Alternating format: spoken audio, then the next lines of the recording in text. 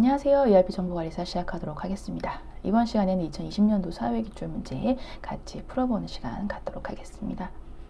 1번 문제입니다. 자, 원가, 품질, 서비스 속도와 같은 주요 성과 측정치의 극적인 개선을 위해 업무 프로세스를 급진적으로 재설계한다라는 부분. 네, 이거 BPR에 대한 내용이죠. 그래서 이거 바로 2번으로 해서 골라주시면 되겠습니다. 그래서 업무 흐름, 업무 프로세스 급진적 재설계 이렇게 하면 비즈니스 프로세스 엔지니어링이구나 라고 해서 여러분 바로 맞춰주시면 돼요. 자, 1번은 2번으로 정리해 주시고요.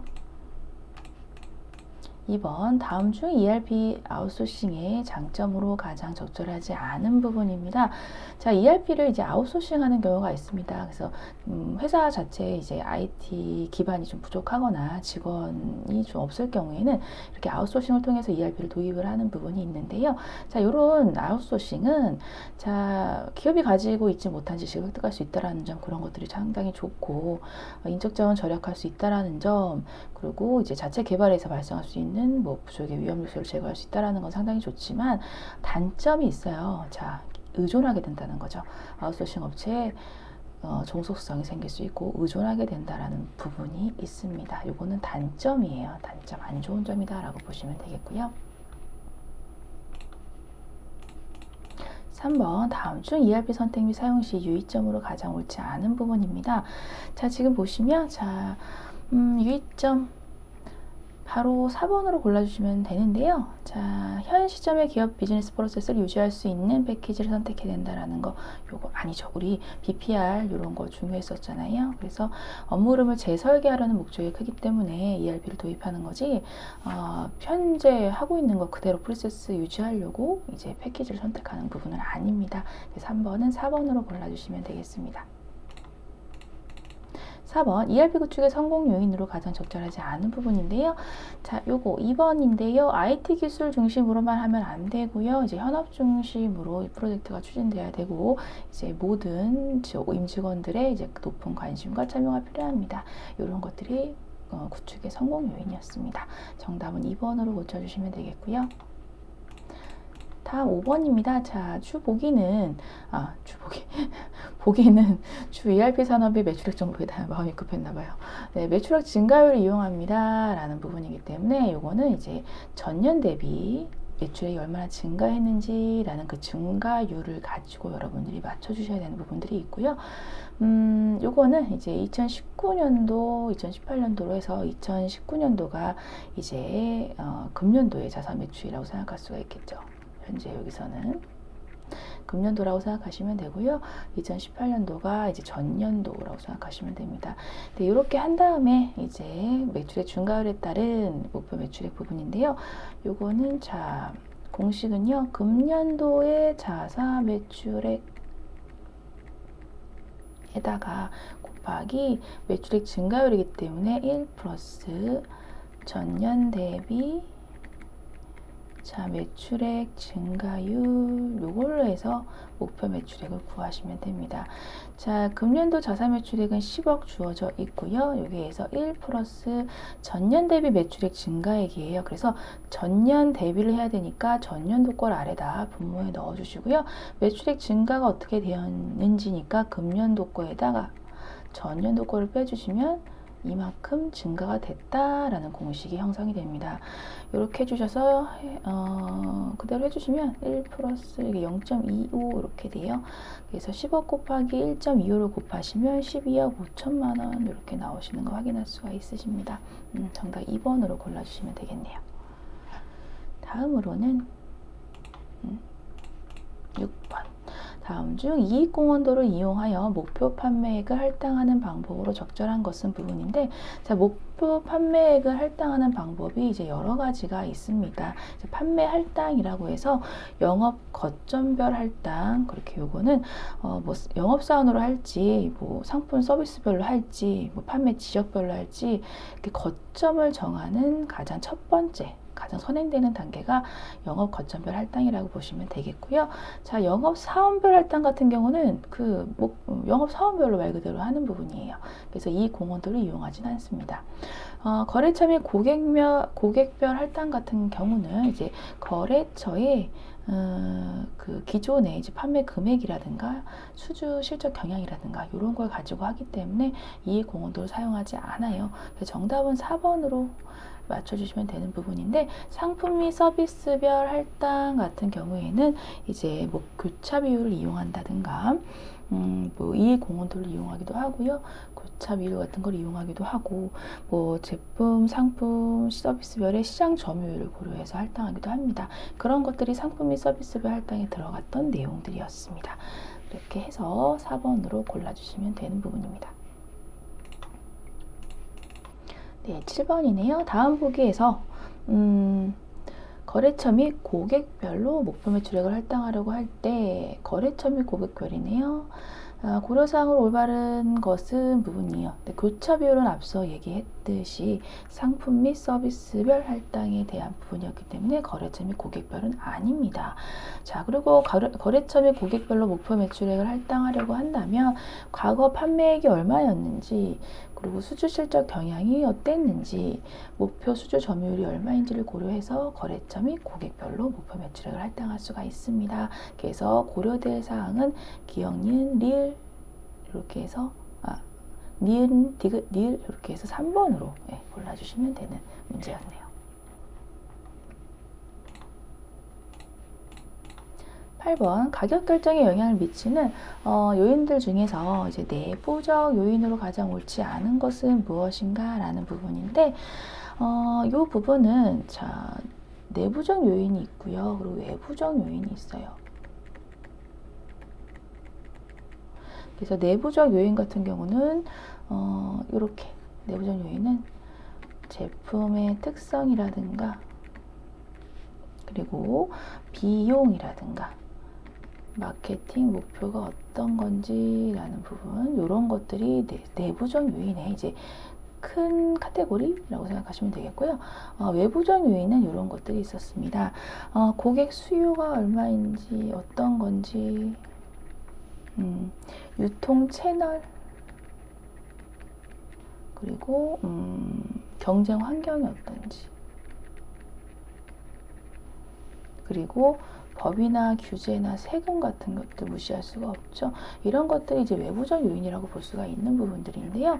자, 여기에서 이제 내부적 요인으로 가장 옳지 않은 거니까 외부적 요인을 찾으세요 라는 부분이라고 보시면 되겠습니다. 자, 생존 목표는요, 마케팅 목표에 해당하는 부분이고요. 그리고 이윤 극대화 목표 같은 경우도 마케팅 목표에 해당됩니다. 그래서 이건 내부적 요인으로 해서 1번, 4번은 일단 아니고요. 제조 원가죠. 바로 비용으로 해서 내부적 요인이구나 알 수가 있는 부분이고, 그 제품 이미지, 이걸로 해서 3번이 정답인데요. 네, 제품 이미지는 이 고객 수요에 해당되는 내용이라고 보시면 되겠습니다. 그렇게 해서 이렇게 내부적 요인과 외부적 요인을 구분해서 맞춰주시면 되는 문제였네요. 네, 9번입니다. 가격 유지 정책의 일환인 리베이트 전략의 기능에 대한 설명으로 가장 옳지 않은 것은 부분인데요. 자, 가격 유지 정책으로 해서 비가격 경쟁에 의한 가격 유지 정책이 있고요. 그리고 이렇게 리베이트 전략에 의한 가격 유지 정책이 있습니다. 그 중에서도 리베이트 전략에 의한 가격 유지 정책이 아닌 부분이라는 부분이고, 자, 일단 리베이트라는 의미는요, 뭐 도매업자랑 소매업자 간에 뭐 일정 기간의 판매액을 기준으로 판매에 도움을 준 그런 도매업자나 판매업자에게 일정액의 이익의 일정액을 되돌려주는 그런 것들이 리베이트 전략이라고 보실 수가 있는 부분인데, 이런 것들은 이게 일정액을 보상해주는 기능이 있기 때문에 보상적 기능 부분도 있을 수 있고요. 그리고 판매를 촉진시킬 수 있습니다. 그리고 통제 및 관리적 기능도 이제 같이 가지고 있는 부분인데, 틈새 시장 공략 전략은 리베이트 전략이라고 볼 수는 없고요. 이게 비가격 경쟁에 의한 가격 유지 정책이라고 보시면 되겠습니다. 10번. 자, 여신 한도액의 운용을 위해서 매출액을 기준으로 바드럼의 회수기간을 산출하려고 합니다. 자, 보기의 대금회수 내역을 이용한 바드럼의 대금회수 기간으로 적절한 부분인데요. 자, 요거는 자, 현금은 0일이에요. 0일. 그래서 현금은 0일이고요. 네, 그렇게 이제 적용을 해보면 자, 공식은요. 각 바드럼의 금액에다가 어음기간, 현금은 0일이라서 0 곱해주시면 되고, 그리고 3억짜리 31어음이 있습니다. 그리고 3억짜리 61어음이 있네요. 그리고 3억짜리 91어음이 있습니다. 요거를요, 총 매출 총액으로 나눠주시면 됩니다. 이렇게 계산하시면요, 54일 나오실 거예요. 네, 정답 2번으로 맞춰주시면 되는 문제입니다.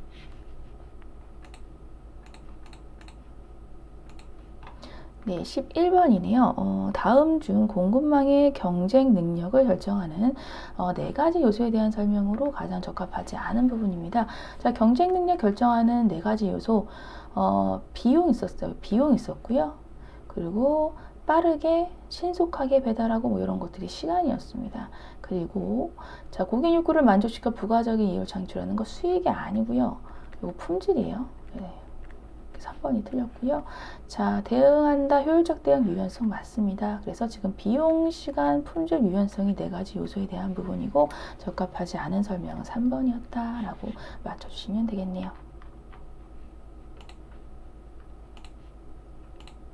12번. 다음 중 공급자 관리 재고 시스템에 관한 설명입니다. 공급자 관리 재고 이 부분은 제조업체가 이제 유통업체로부터 물류 정보를 전달을 받습니다.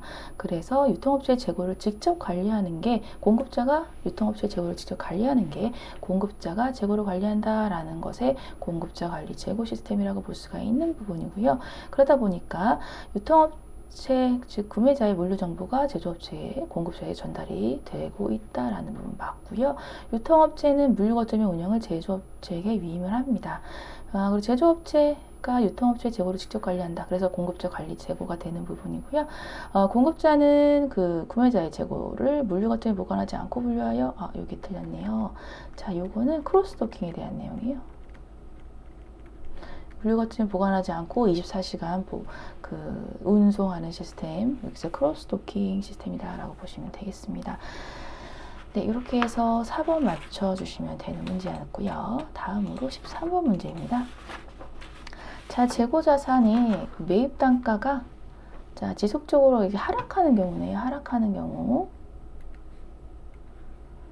이거는 인플레이션이 아니라 이제 디플레이션 상황이고요.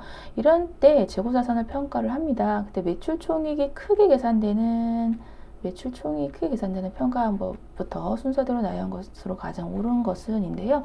자, 우리는 근데 보통 이제 수업 시간이나 이럴 때 말씀드렸던 게 지속적으로 상승하는 인플레이션 상황에서의 이 상황, 상승한 상황에서 기말재고의 경우를 가장 기준으로 해서 설명을 좀 드렸었어요. 그래서 자, 선입선출 같은 경우는 이제 가장 비싼 시점에 샀던 상승 시점이니까 가장 비싼 시점에 샀던 기말재고가 남아있는 상태이기 때문에 기말재고액이 가장 선출법이 크고요. 후입선출법이 작고 이런 부분이었고 그러다 보니까 자, 기말재고가 이제 많아지기 때문에 매출 원가 부분은 기말재고가 많이 남아있으니까 이제 매출이 덜 됐다라는 부분으로 해서 매출 원가가 적게 계산이 되었고요. 원가가 적게 계산이 되었다라는 건 매출 이익이 높아졌다라는 부분이었습니다. 그래서 기말재고와 매출 총이익은 같은 방향으로 갔었고 원가는 반대 방향으로 갔었어요. 이게 상승 시점이었습니다. 근데 지금은 이제 하락 시점이잖아요. 그래서 하락 시점은 반대예요. 부등호가 반대입니다. 그래서 지금 하락 시점이기 때문에 자, 후입선출법 쪽이 가장 크다라고 보시면 되겠어요. 매출 총이익이. 그래서 이거 4번 이 순서 후 총 2선 후총 2선 이렇게 해서 부등호를 이렇게 후입선출법 쪽으로 되어 있는 거를 맞춰주시면 되는 문제였습니다.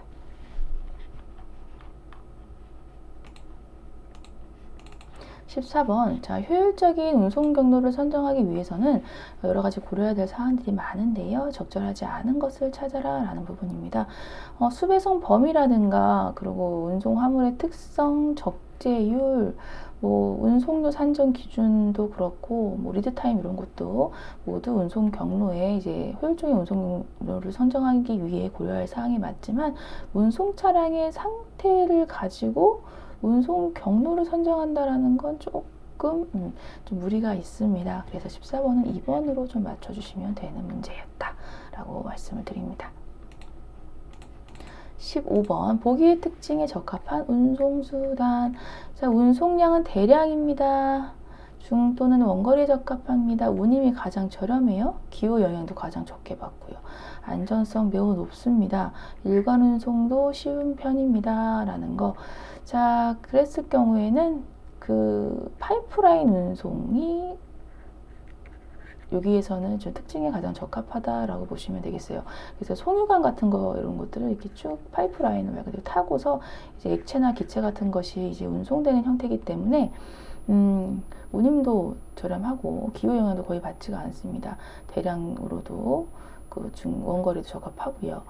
일괄 운송이 가장 쉽죠. 쭉 움직이니까 그렇게 생각하시면 되고 그리고 뭐 항공운송 같은 경우는 일단 대량 쪽은 아니기 때문에 좀 그렇고 철도 운송도 운임이 이제 그렇게 저렴하다고 보기는 조금 그 대량으로 하거나 이제 원거리일 경우에는 저렴할 수가 있겠지만 가장 저렴하다고 좀 보기는 힘들고요. 그리고 이제 일괄 운송이 쉽고 이런 부분들은 또 아닙니다. 그리고 화물 차량 운송 같은 경우는 안전성이 이렇게 좀 높은 편은 아니죠. 그런 식으로 해서 조금 특징에 적합하지 않은 부분이 조금씩 있어서 좀 가장 좀 일치하는 건 파이프라인 운송 쪽에 좀 가깝다. 이쪽으로 좀 포인트를 맞추시는 게 낫지 않을까? 뭐 기후 영향이라든가 이게 가장 나을 것 같습니다. 이렇게 해서 15번은 4번 문제로 풀어주시면 되겠고요. 16번 창고관리 시 보관을 위한 원칙으로 적절하지 않은 것 부분인데 창고 내 흐름이 원활하도록 통로를 중심으로 마주보게 한다. 예, 맞습니다. 통로를 이렇게 해서 통로를 중심으로 해서 양옆으로 쌓아놓는 형식으로 하죠. 그리고 용적 효율을 위해 물품을 낮게 싼 아니네요. 높게 쌌죠. 높이 렉을 이용해서 높이 쌓는 게 그 용적 효율을 높일 수 있다라는 부분입니다. 유사품을 가까운 장소에 보관합니다. 예, 맞고요. 위치에 주소 번호를 표시하는 거, 예, 그 명확하게 주소 번호를 표시하는 거 바람직합니다. 정답 2번이 옳지 않은 설명이고요. 17번 거래일이 4월 25일로 결제 조건이 3/12OM으로 표시됐습니다. EOM은 end of month죠. 그 당월락이고요. 자, 당월은 떨어뜨린다, 당월을 락시킨다라는 부분이기 때문에 거래일이 4월 25일이지만 기산일은 당월 4월은 떨어뜨리고 5월 1일을 기산일로 잡습니다. 자, 기산일 기준으로 해서 10일 안에 결제가 되면 3% 할인해 줄게요 라는 결제 조건이기 때문에 5월 1일 기준으로 해서 5월 10일까지 이내에 결제가 되면 할인을 받을 수가 있네요. 5번, 그래서 17번은 4번으로 골라주시면 되는 문제였네요. 18번 문제입니다. 다음은 일반적인 구매 절차를 순서대로 나열했습니다. 자, 구매를 청구합니다. 뭐 이런 것들 뭐 구매해 주세요 라고 구매 청구를 하고요. 그러면 누구한테 사지? 공급처를 파악을 합니다. 그런 다음에 이제 견적을 받죠. 대체 얼마에 공급받을 수 있나라는 부분에 대해서 견적을 받고요. 그리고 내부에서 견적서 보니까 뭐 괜찮아, 살만하네, 승인을 받습니다. 그러고 나면 우리 계약합시다. 계약을 하게 되고요. 그런 다음에 이제 발주서, 이렇게 물품을 발주할게요 라고 해서 발주서를 발부하고요. 그런 다음에 이제 물품을 이제 납입을 받습니다. 그런 다음에 물품 납입된 걸 검수한 다음에 오케이 입고하고요.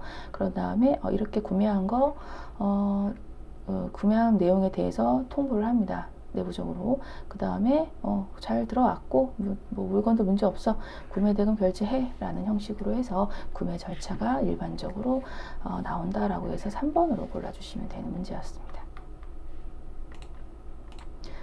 네, 19번 문제. 자, 다음 중 보기와 같은 상황에서 가장 적합한 공급업체 선정 방식. 긴급 구매에 적합하다 한다. 우량한 공급자가 참가합니다. 적합한 자격을 갖춘 다수의 특정한 경쟁 참가자가 입찰에 참가합니다. 신뢰성 확보, 소요되는 비용 절차 간소화할 수 있는 방법입니다. 라는 거. 요거 지면 경쟁 방식이에요. 그래서 기존의 실적이 우수한 쪽만 공급자로 너 참가해라. 너 공급업체로 선정할 테니까 너네들만 참가해. 이렇게 지명하는 거예요. 딱딱딱. 너네만 딱 들어와. 이게 지면 경쟁 방식이라는 부분이고요. 이러한 보기에 있는 내용도 여러분들 좀 머릿속에 넣어주시면 좋겠습니다. 특징들이 잘 요약돼 있어요. 그래서 잘 기억을 좀 떠올려 해주시면 좋겠고요. 수의계약 방식 같은 경우는 경쟁 입찰하지 않고 이제 특정 기업 하나만 선정해서 하는 부분이고요. 자, 제한 경쟁 방식은 자, 일정한 자격 요건을 구비한 공급업체만을 경쟁 입찰에 참가는 할 수 있도록 하지만 그 참가자 모두가 일단은 그 경쟁을 다 할 수 있다라는 부분에 있어서는 이제 지면 경쟁 방식과는 조금 차이가 있다라고 보시면 되겠습니다. 그리고 일반 경쟁 방식은 뭐 특별한 뭐 내용 없이요, 그냥 모두 다 참가할 수 있다라고 보시면 되겠어요. 정답은 3번입니다. 20번. 다음 중 구매 방법에 대한 설명이 가장 적절한 부분입니다.